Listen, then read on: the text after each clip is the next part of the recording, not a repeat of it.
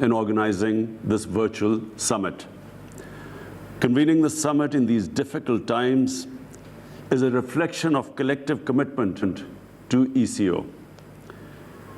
We commend Secretary General Hadi Suleimanpur for ably leading the organization work. Pakistan congratulates Turkmenistan as the next ECO chair. But I especially want to congratulate President Ilham Aliyev on successful liberation of Azerbaijan's occupied territories. Excellencies, in 2017, we celebrated the Silver Jubilee of expansion of ECO membership and adopted the landmark ECO Vision 2025 and the Islamabad Declaration.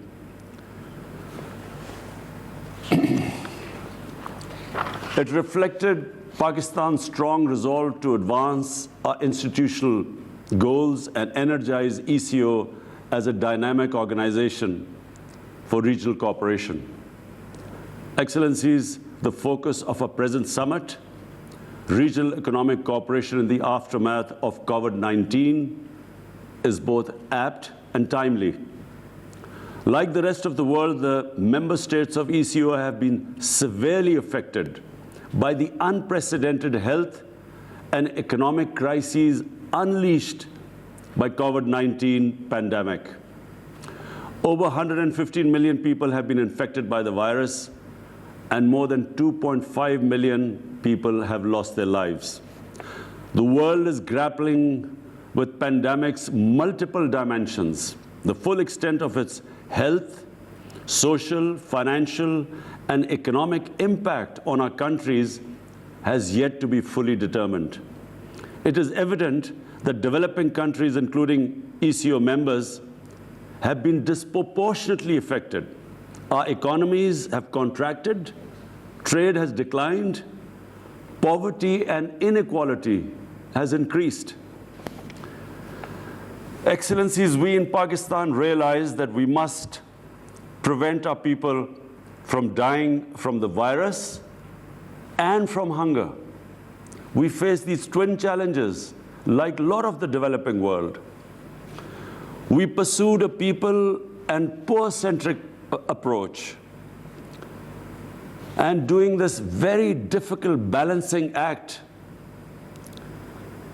saving lives, securing livelihoods, and at the same time stimulating the economy. An extremely difficult balancing act. And despite our financial constraints, my government allocated an unprecedented $8 billion to support the poorest and the most vulnerable households, and then small businesses with direct cash handouts, and then subsidies to the poor under our Ehsaas program. Excellencies, the COVID-19 pandemic is not over. We must ensure that our people secure the earliest possible access to vaccines being produced, but on an affordable and equitable basis. The vaccine must be declared a global public good, because actually no one will be safe from the virus unless everyone is safe. Pakistan has begun its vaccination drive, but it has only so far concentrated on the frontline health workers, which obviously is everyone's highest priority. We must also address the economic impact of the pandemic. The world economy has contracted by 5%.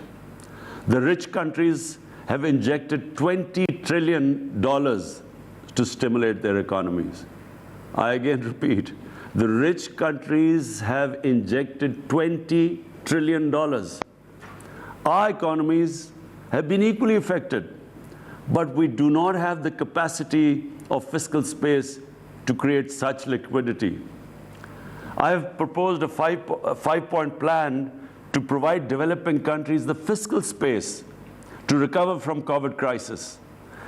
And this includes debt relief, SDR creation and redistribution, concessional finance, mobilization of climate finance, because that's another crisis looming ahead, and then ending illicit financial flows and return of stolen assets back to the developing countries. Because, Excellencies, $1 trillion every year, according to FactEye, $1 trillion every year leaves poor countries to rich countries and tax havens. Excellencies, apart from its health and economic consequences, the COVID crisis has exacerbated the manifestations of religious discrimination, xenophobia, and Islamophobia in various parts of the world. We have witnessed this in our immediate neighborhood. The COVID lockdowns have enabled the suppression of people in occupied territories, struggling for their right to self-determination. And then, for all the leadership, I would want to point this out. It is essential to reject any attempt to link Islam and terrorism. To link in Islam and terrorism is the biggest injustice which is being done to Muslims in the world. Similarly, we must oppose attempts where freedom of expression is used to cause pain to Muslims by denigrating our holy Prophet Muhammad sallallahu alaihi wasallam. At the UN, Pakistan, Turkey, and OIC countries have initiated a proposal for the annual observance of an international day to combat Islamophobia. Excellencies, the member states of ECO represent 500 million people and cover an area of 8 million square miles. We form the geographical link on the Asian continent between East and West, North and South. We possess two essential prerequisites for economic growth: rich resources and enterprising people. We have the potential for much larger production and consumption.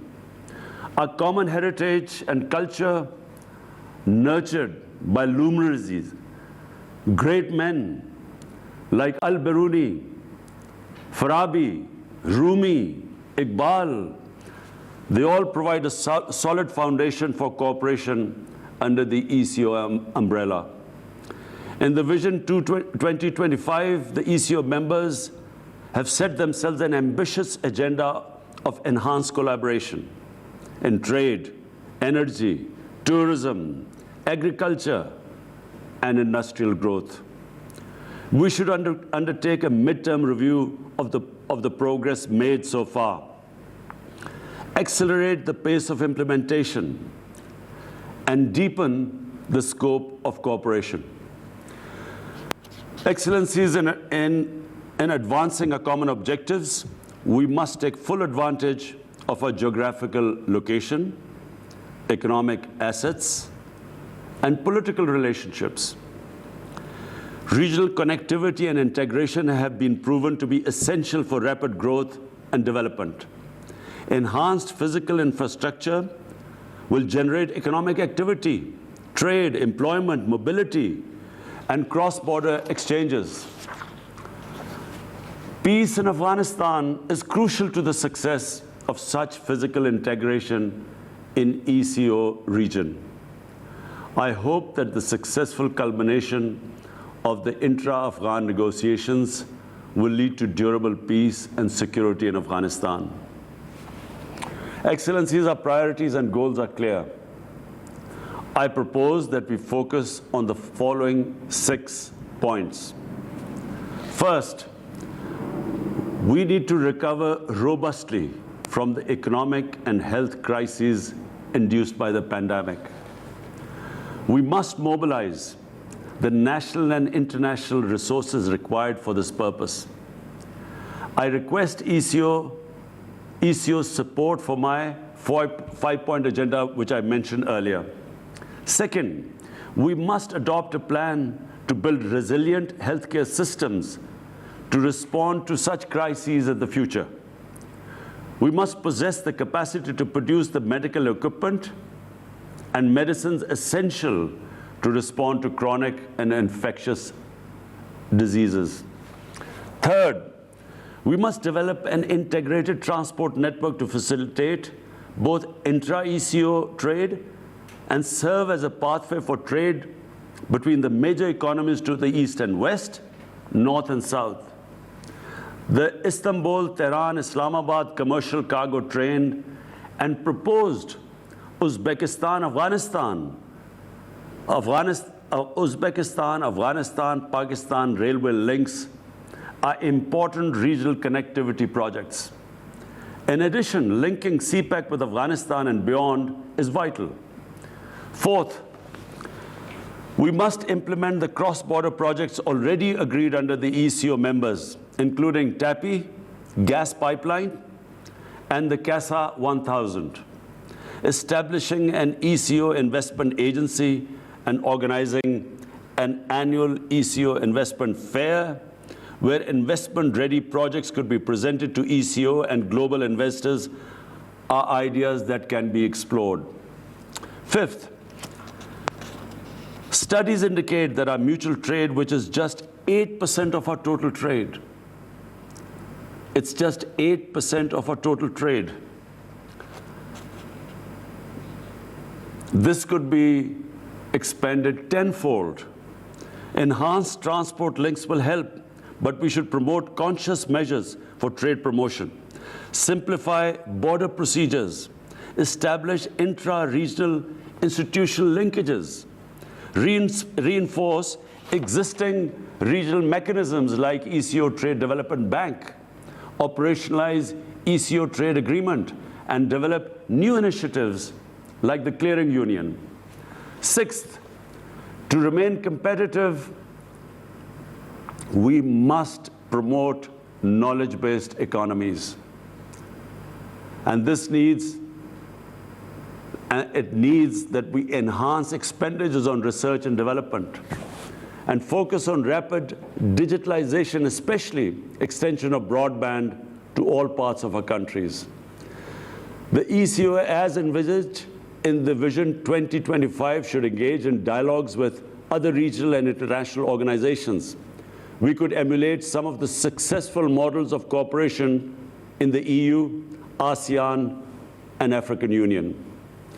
Excellencies, for Pakistan, the vision of ECO's regional economic integration is an essential component of a strategy to transform the tensions of geopolitics into the dividends of geoeconomics.